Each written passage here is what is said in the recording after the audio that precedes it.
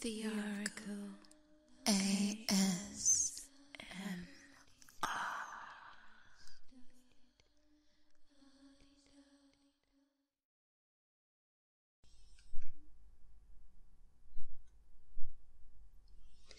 Welcome. This is the Oracle, and you're listening to an ASMR reading of Lewis Carroll's Alice in Wonderland, Chapter 10, The Lobster Quadrille. The Mock Turtle sighed deeply and drew the back of one flipper across his eyes. He looked at Alice and tried to speak, but for a minute or two sobs choked his voice. "Same as if he had bone in his throat," said the Griffin, and it set to work shaking him and punching him in the back. At last the Mock Turtle recovered his voice, and with tears running down his cheeks, he went on again. "You may not have lived much under the sea." "I haven't," said Alice. "And perhaps you were never even introduced to a lobster?" Alice began to say, "I once tasted," but she checked herself hastily and said, "No, never." "So you can have no idea what a delightful thing a lobster quadrille is?" "No, indeed," said Alice. "What sort of dance is it?" "Why," said the Griffin, "you first form into a line along the seashore." "2 lines," cried the Mock Turtle. "Seals, turtles, salmon, and so on. Then, when you've cleared all the jellyfish out of the way—" "That generally takes some time," interrupted the Griffin. "You advance twice, each with the lobster as a partner," cried the Griffin. "Of course," the Mock Turtle said. "Advance twice, set to partners. Change lobsters and retire in the same order," continued the Griffin. "Then, you know," the Mock Turtle went on, "you throw the lobsters," shouted the Griffin with a bound in the air, "as far out to the sea as you can." "Swim after them," screamed the Griffin. "Turn a somersault in the sea," cried the Mock Turtle, capering wildly about. "Change lobsters again," yelled the Griffin at the top of his voice. "Back to land again, and that's all the first figure," said the Mock Turtle, suddenly dropping his voice, and the 2 creatures, who had been jumping about like mad things all the time, sat down again very sadly and quietly, and looked at Alice. "It must be a very pretty dance," said Alice timidly. "Would you like to see a little of it?" said the Mock Turtle. "Very much indeed," said Alice. "Come, let's try the first figure," said the Mock Turtle to the Griffin. "We can do it without lobsters, you know. Which shall sing?" "Oh, you sing," said the Griffin. "I've forgotten the words." So they began solemnly dancing round and round Alice, every now and then treading on her toes when they passed too close, and waving their forepaws to mark the time, while the Mock Turtle sang this very slowly and sadly. "Will you walk a little faster?" said the Whiting to a snail. "There's a porpoise close behind us, and he's treading on my tail.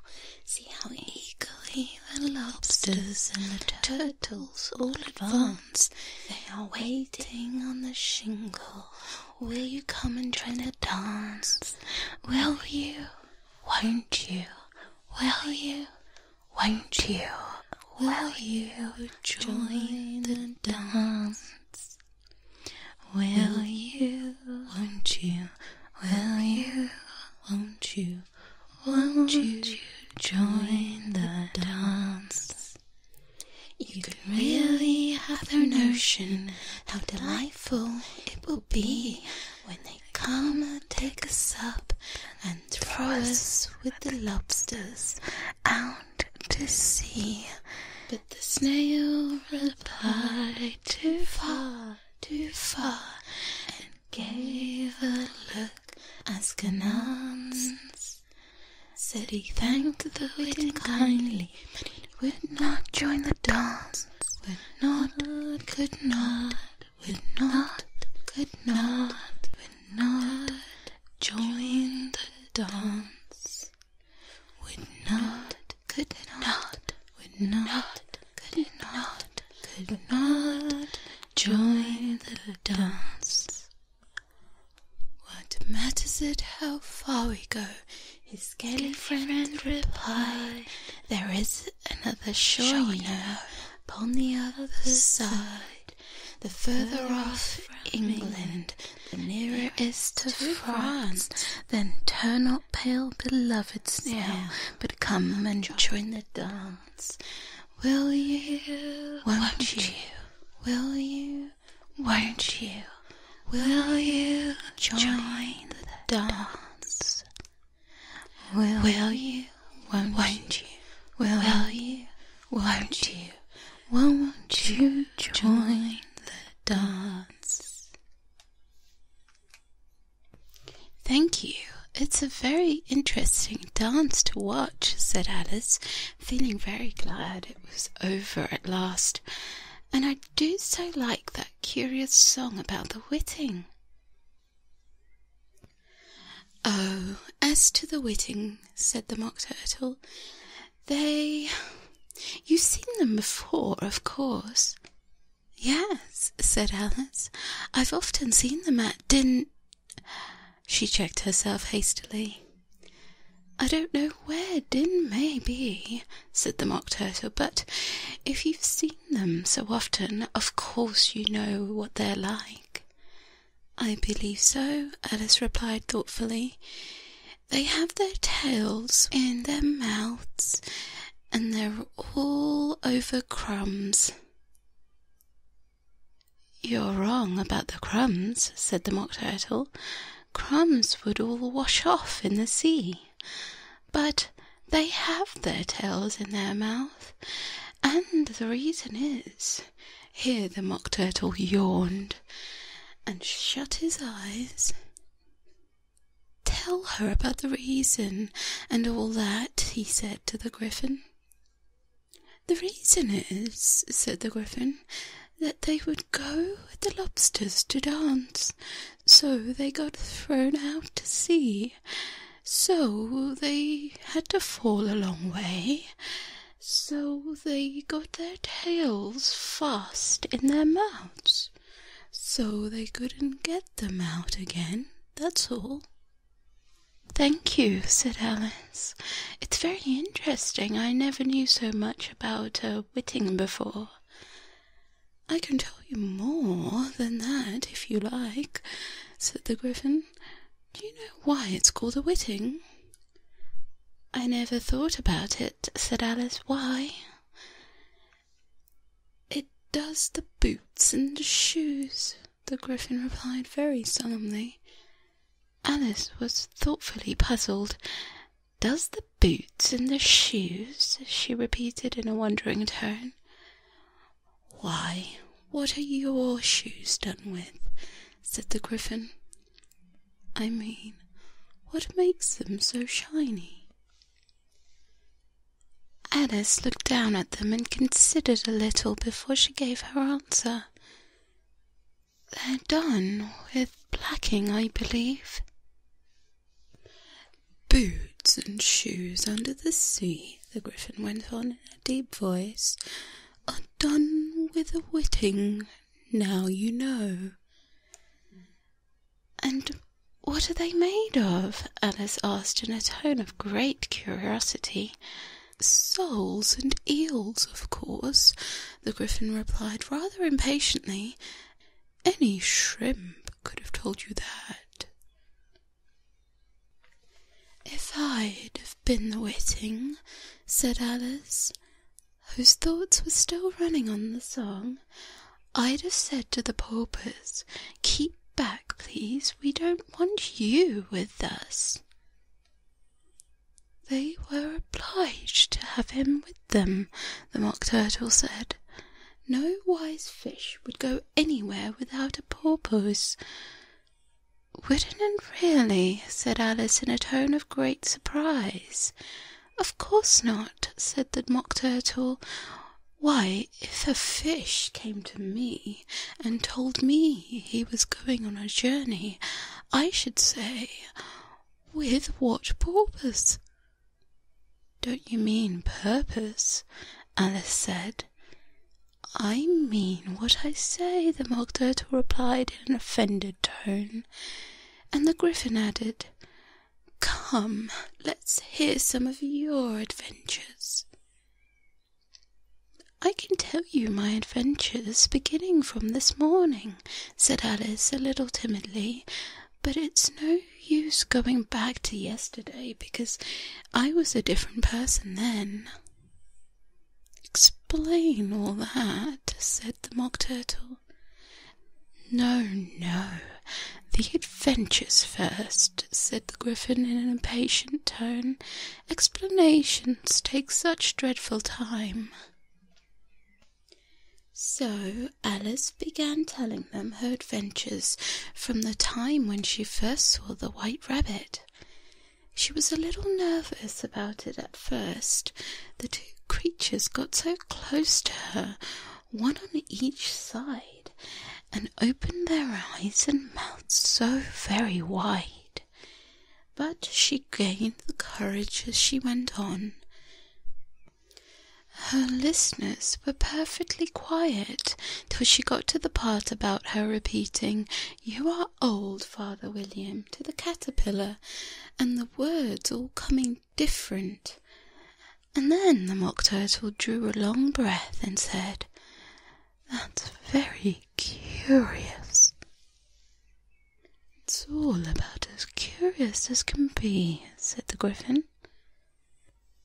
It all came different, the Mock Turtle repeated thoughtfully. I should like to hear her try and repeat something now. Tell her to begin. He looked at the Gryphon as if he thought it had some kind of authority over Alice. Stand up and repeat. 'Tis the voice of the sluggard, said the Gryphon. How the creatures order one about and make one repeat lessons, thought Alice. I might as well be at school at once. However, she got up and began to repeat it, but her head was so full of all the lobster quadrille that she hardly knew what she was saying, and the words came out very queer indeed. "'Tis the voice of the lobster," I heard him declare. "You have baked me too brown, I must sugar my hair. As a duck with his eyelids, so he with his nose trims his belt and his buttons and turns out his toes." Later editions continued as follows. "When the sands are all dry, he's as gay as a lark, and will talk in contemptuous tones of a shark. But when the tide rise and the sharks are around, his voice has a timid and tremulous sound." "That's different from what I used to say when I was a child," said the Gryphon. "Well, I never heard it before," said the Mock Turtle, "but it sounds uncommon and nonsense." Alice said nothing. She had sat down with her face in her hands, wondering if anything would ever happen in a natural way again. "I should like to have it explained," said the Mock Turtle. "She can't explain it," said the Gryphon hastily. Go on with the next verse. But about his toes, the Mock Turtle persisted. How could he turn them out with his nose, you know?